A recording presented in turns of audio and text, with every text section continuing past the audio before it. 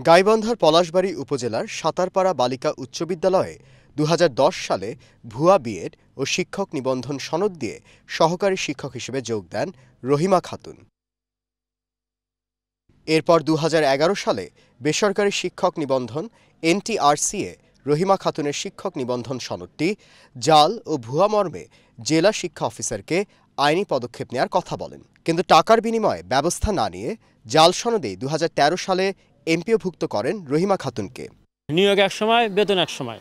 এখন তো সার্টিফিকেটের গরমিল দেখা যাচ্ছে। পাস পরে গেলে এইভাবে যদি চাকরি হয় তাহলে তো অনেক লোকের চাকরি সম্ভব। শিক্ষা অফিস থেকে চিঠি আসছেই যে এটা সনদপত্র জাল সনদ, কেউ অফিসারের চিঠি পাঠিয়ে দিয়েছে আজহারুল ইসলাম। জাল সনদের বিষয়টি স্বীকার করলেও রহিমা খাতুনের দাবি, বিদ্যালয় কমিটি পুনরায় নিবন্ধন ও বিএড পাশ করার জন্য ৩ বছর সময় দেন তাকে।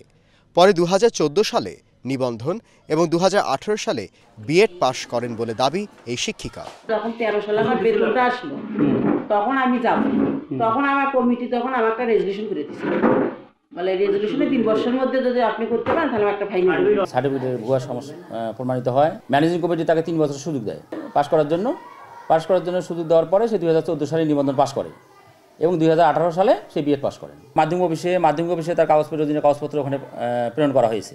এদিকে রহিমা খাতুনের নিয়োগের বিষয়ে তদন্ত সাপেক্ষে ব্যবস্থা নেওয়ার আশ্বাস দিয়েছেন জেলা মাধ্যমিক শিক্ষা কর্মকর্তা।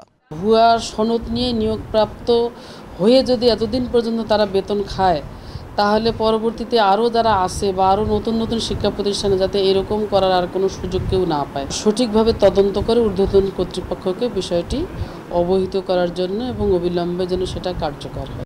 জাল সার্টিফিকেট প্রমাণের পরেও একজন শিক্ষিকা কিভাবে ১৫ বছর বিদ্যালয়ে কর্মরত থেকে বেতন উত্তোলন করছেন, এমন প্রশ্ন স্থানীয়দের। Desk report, Asian television.